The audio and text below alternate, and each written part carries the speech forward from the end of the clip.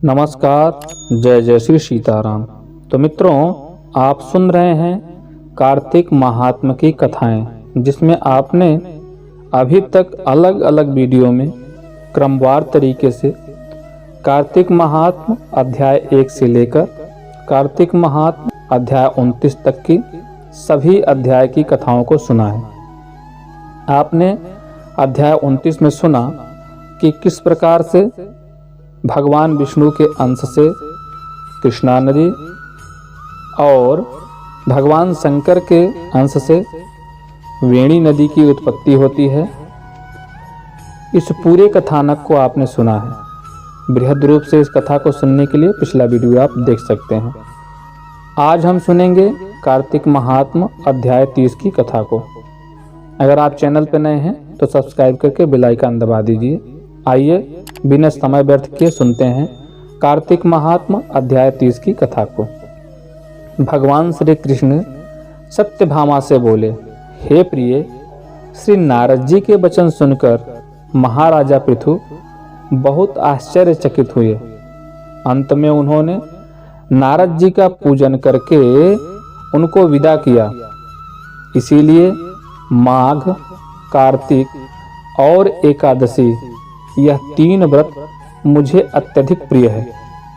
वनस्पतियों में तुलसी, महीनों में कार्तिक, तिथियों में एकादशी और क्षेत्रों में प्रयाग मुझे बहुत प्रिय है। जो मनुष्य इंद्रियों पर विजय प्राप्त कर इनका सेवन करता है, वह मुझे यज्ञ करने वाले मनुष्य से भी अधिक प्रिय है। जो मनुष्य विधि पूर्वक इनकी सेवा करते हैं, मेरी कृपा से उन्हें समस्त पापों से छुटकारा मिल जाता है। भगवान श्री कृष्ण के वचन सुनकर सत्यभामा ने कहा, हे प्रभु, आपने बहुत ही अद्भुत बात कही है कि दूसरे के लिए पुण्य के फल से कलह की मुक्ति हो गई। यह प्रभावशाली कार्तिक मास आपको अधिक प्रिय है, जिससे पतिद्रोह का पाप केवल स्नान के पुण्य से ही नष्ट हो गया। दूसरे मनुष्य द्वारा किया हुआ पुण्य उसके देने से किस प्रकार मिल जाता है, यह आप मुझे बताने की कृपा करें। श्री कृष्ण भगवान बोले, प्रिय, जिस कर्म द्वारा बिना दिया हुआ पुण्य और पाप मिलता है, उसे ध्यान पूर्वक सुनो। सतयुग में देश, काल तथा कुलों को दिया पुण्य या पाप मिलता था, किंतु कलयुग में केवल कर्ता को ही पाप तथा पुण्य का फल भोगना पड़ता है। संसर्ग न करने पर भी वह व्यवस्था की गई है, और संसर्ग से पाप व पुण्य दूसरे को मिलते हैं। उसकी व्यवस्था भी सुनो। पढ़ाना, यज्ञ कराना और एक साथ भोजन करने से पाप पुण्य का आधा फल मिलता है। एक आसन पर बैठने तथा सवारी पर चढ़ने से, श्वास के आने जाने से यह पाप का 1/4 भाग जीव मात्र को मिलता है। छूने से, भोजन करने से और दूसरे की स्तुति करने से पुण्य और पाप का 6वां भाग मिलता है। दूसरों की निंदा, चुगली और धिक्कार करने से उसका 7वां भाग मिलता है। पुण्य करने वाले मनुष्यों की जो कोई सेवा करता है, वह सेवा का भाग लेता है और अपना पुण्य उसे देता है।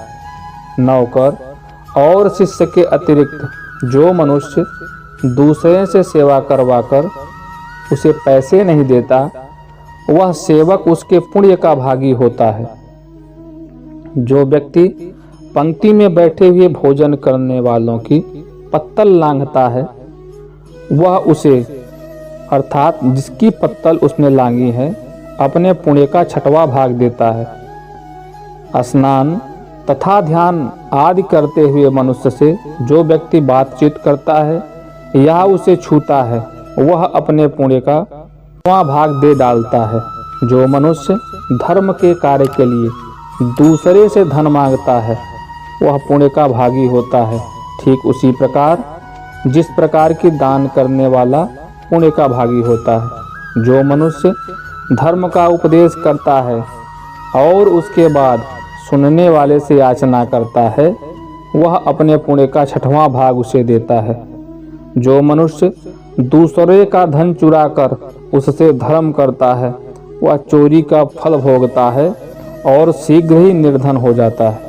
और जिसका धन चुराता है वह पुण्य का भागी होता है। ऋण उतारे जो मनुष्य मृत्यु को प्राप्त होता है उनको ऋण देने वाले सज्जन पुरुष पुण्य के भागी होते हैं। शिक्षा देने वाला, सलाह देने वाला, सामग्री को लूटने वाला तथा प्रेरणा देने वाला यह पाप और पुण्य के 6वें भाग को प्राप्त करते हैं। राजा प्रजा के पाप पुण्य के षष्ठांश का भोगी होता है। शिष्यों का, पति पत्नी का, पिता पुत्र का, स्त्री पति के लिए पुण्य का 6वां भाग पाती है। पति को प्रसन्न करने वाली आज्ञाकारी स्त्री पति के पुण्य का आधा भाग ले लेती है। जो पुण्यात्मा पराये लोगों को दान करते हैं वह उनके पुण्य का 6वां भाग प्राप्त करते हैं। जीविका देने वाला मनुष्य जीविका ग्रहण करने वाले मनुष्य के पुण्य के 6ठे भाग को प्राप्त करता है। इस प्रकार दूसरों के लिए पुण्य अथवा पाप बिना दिए भी दूसरों को मिल सकते हैं, किंतु यह नियम जो कि मैंने बतलाए हैं वे कलयुग में लागू नहीं होते। कलयुग में तो एकमात्र कर्ता को ही अपने पाप एवं पुण्य भोगने पड़ते हैं। इस संबंध में एक बड़ा पुराना इतिहास है जो कि पवित्र भी है और बुद्धि प्रदान करने वाला कहा जाता है। उसे ध्यानपूर्वक सुनो। इससे आगे की कथा अध्याय 31 में आपके समक्ष प्रस्तुत की जाएगी। तो इस प्रकार से आपने पाप पुण्य किस प्रकार से स्थानांतरित होते हैं इसके संबंध में आपने कथानक को कार्तिक महात्म अध्याय 30 के अंतर्गत सुना। आशा ही नहीं पूर्ण विश्वास है कि यह कथानक आपके लिए ज्ञानवर्धक रही होगी और कर्णप्रिय भी रही होगी। आपकी क्या राय है कमेंट बॉक्स में ज़रूर बताइएगा।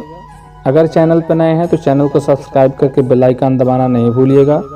और अगर यह वीडियो आपको अच्छी लगी हो तो अपने सगे संबंधी से साझा करना भी नहीं भूलिएगा और लाइक का बटन भी दबा कर जाइएगा। पूरे वीडियो में अंत तक बने रहने के लिए आप सभी का हृदय से धन्यवाद। नमस्कार। जय जय श्री सीताराम।